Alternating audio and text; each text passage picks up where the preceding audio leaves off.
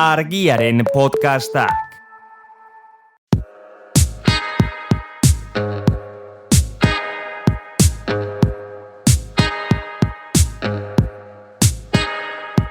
Etxerako lanak, Mikel García Iriak ezen podcasta.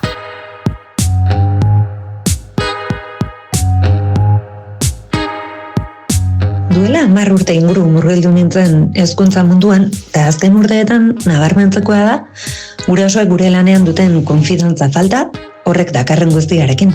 Azken aldian, maiz jasotzen ditugu bat-batekotasunetik idatzetako mezuak mehatxuz josiak, eta une oro gure lana kolokan jarriz. Sarritan hitz egiten dugu horren inguruan langideok, gure alderdi emozionalean eragin nabarmen eta zuzena baitu horrek.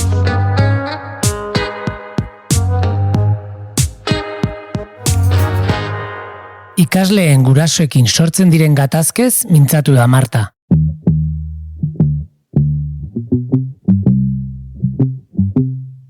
Irakasleen ongizatean eragiten duen faktore bat gehiago da. Argian, behin baino gehiagotan jorratu dugun gaia da ikasleen zaintza emozionala, haur eta gazteena. Horretan, gero eta trebatuago daude ikastetxeak, bullyingaren aurkako taldeak, ikasleen osasun emozionalerako arduradunak, aholkulariak, orientatzaileak. Baina, nork zaintzen du zaintzailea?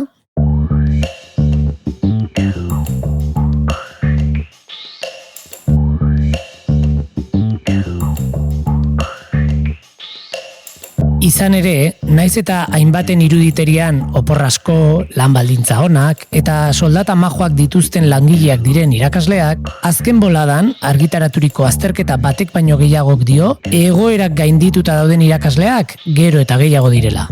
Errealitate eta premia askotarikoak barnebiltzen dituzten ikasgelak, osasun emozionala ukituta duten haur eta gazteak, eta ikasle guztien behar individualei egoki erantzutera ezin iristea dira, maisu maistra askorengan nekea, estresa eta ezinegona sortzen dituztenak. Egoeraren diagnosia eskatu diogu Ibane Baseta lehen hezkuntzako aholkulariari.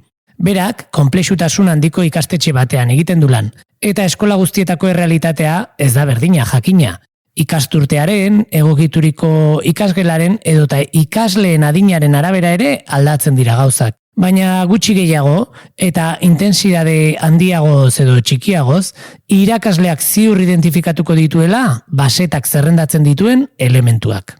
Bueno, irakasleak oso nekatuta mentalki esango nukenik. Egia da azkenengo urteetan kurrikulum aldaketa bate izan dugula, eta azkenean egia da ere bai kurrikulum edo lege aldaketa batek ekartzen duen zurrunbiloa oso gogorra izaten dela. Baina horretaz gain, gehitu zaigun sama emozionala oso bortitza izaten ari da. Gela bakoitzean errealitate oso dispertsuak dauzkagu eta tutorek edo irakaslek horri aurre egiteko baliabide pertsonal falta izugarria ikusten dugu. Ikasgeletan, edo gela batean, dislexikoak, autismoa duten umeak, diskalkuliak, arreta falta eta hiperaktibitatea dauzken ume pas gain, baditugu zerbitzu sozialetan dauden umeak, oso egoera larrietan, babesgabetasun egoera oso larriak bizi dituzten umeak ditugu ikasgeletan, suizidio kasuak edo pentsamendu suizidak dituzten umeak, gehi jasarpen protokoloak, hori dena askotan ikasgelako ekosisteman daukago. Eta tutore bate guzti horri aurre egitean, azkenean mentalki eragina dauka. Eta naiz eta ez amatzuetan, laneko gauzak lanean utzi behar dira. Ezinezkoa da. Inplikatzen den irakaslea ezinbestean motxilarekin doa eskolatik etxera.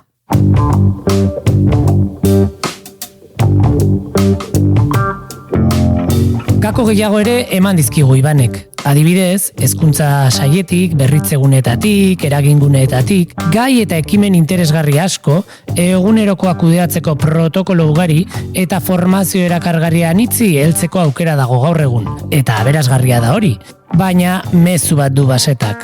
Dena batera ez, mesedez. Hainbeste gauza aldi berean, ez, bestela kolapsoa dator, denera ezin ailegatu.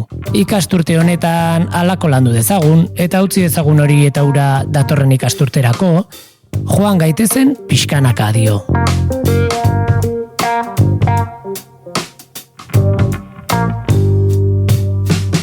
Beste gako bat, erasoak.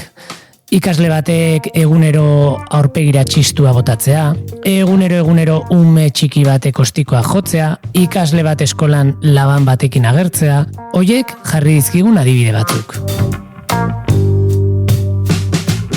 Baina eta Martak hasierako bere bizipenetan aurreratu duen moduan, erasoak eta mehatxuak ikasleengandik ez, baizik eta ikasle hoien gurasoengandik datozenean, gure gaur egungo gizartean, salaketa jarriko dizut, bihurtu omen da esaldi magikoetako bat. Baditu gurasoak ikastetxearekin kolaborazio izugarrian lan egiten dutenak eta benetan gure lanarekin bat datozenak eta sinesten dutenak eta gugan konfiantza daukatenak eta horrekin jolin lan egitea benetan placer bada, naiz eta kasua igual gogorra izan, eta gero baditugu guraso ipurterre batzuk eta salaketa hitza agoan daukatenak ia egunero. Eta esango nizuke ia astero daukagula gurasoren batekin, askotan beti berdina dira, eta fokalizatuta ditugu. Baina askotan esaten digute, tribuneletara joango gara, edo salaketa jarriko dizugu, edo hau egiten baduzu, eta beti daukagu horren mamu hori gure gain.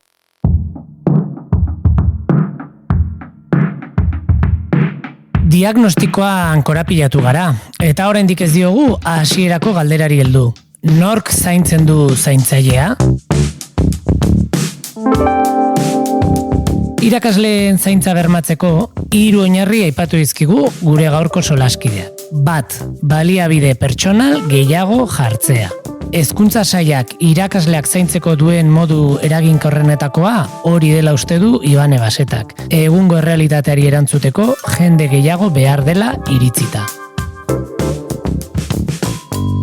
Administraziotik dena den neurriak hartzen hasiak dira. Jasandako erasoak errekerimendu edo parte gisa sartzeko aukera dute irakasleek esaterako. Psikologo batekin 3 saio egitea ere eska dezake maisu maistrak. Hori bai, zerbitzua nahiko kolapsatuta dago. Eta arrisku psikosozialen galdetegia ere bidali dute ikastetxeetara. Baina galdetegi guztiz desegokia dela gehitu du Basetak. Zaintza bermatzeko 2. oinarria, bere hitzetan, arlo sozialari eta osasunari lotutako eragile eta profesionalak jardutea ikastetxean. Alegia, gizarte langileek eta psikologoek adibidez, ordu batzuk ematea eskolan bertan, bai ikasleak, bai ikastetxeko langileak hartatzeko. Eta 3. oinarria, elkar zaintza. Elkar zaintza hori modu batean edo bestean egiten dugu, azkenean gertukoen dituzun pertsonekin eta saiatzen gara pixka bat eusten, ez? Eta adibidez atzo lankide batek oso egoera bortitza bizi izan zuen gelan, eta esan genion, ez eman hurrengo klasean, izartuko naiz, egon lasai, zuzendariaren eta jaitsi hitzegin pixka bat, saiatzen gara gure artean zaintzen eta espazio horiek ematen. Beti ez da lortzen. Azkenean egunerokotasuneko lanak jaten gaitu guzti hori, eta ez ditu espazio horiek gure artean benetako zaintza bat emateko.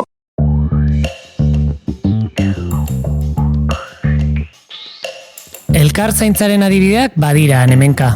Ikastetxe batzuetan esaterako, klaustroa aprobetxatzen dute irakasleek une txarren bat pasatzen ari badira gainerakoekin partekatzeko. Edo, itxaron zer? Eider, han urrutian ez dizut ongi entzuten. Tira, gaur ere hemen dugu gure ikaslerik aplikatuena, adi. Hurbildu lasai eta bota beharrekoak.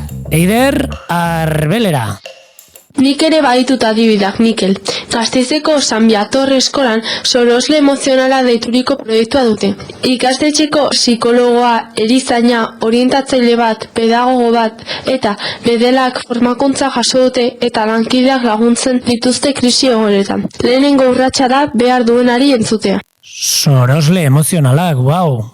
Beste adibide bat, Gasteizeko Marianistetan psikologoek formakuntza ematen diete irakaslei. Autoezagutzan sakontzeko, emozioa regulatzen ikasteko eta familiei akonpainamendua nola egin jakiteko. Eskerrik asko, Eider. Tonu nahiko ilunean joan da gaurko podcasta, baina pesimismoan jausi barik, elkar zainduz eta elkar lagunduz, ilusioz eta implikazioz, eskoletan lan handia egiten dela ahaztu ez dezagun, horri eskainiko diogu gaurko azken puntua. Ez dugu nahi pesimismo horretan sartu, gauza asko oso ondo egiten ari gara, eta gauza batzutan aurrerapenak izaten ari gara, baina bai batzuetan behar dugula, garrasi bat bota eta esatea ezin dut gehiago, ez? Eta horri momenturen batean, naiz eta entzun, ezin dut gehiago, momentu batean, moztu behar da esan, bale, jazta. Eta hemenik aurrera zer egin dezake, nire esku dago, mugitu naiteke, eskatu aldu laguntza, zerbait aldatu dezake.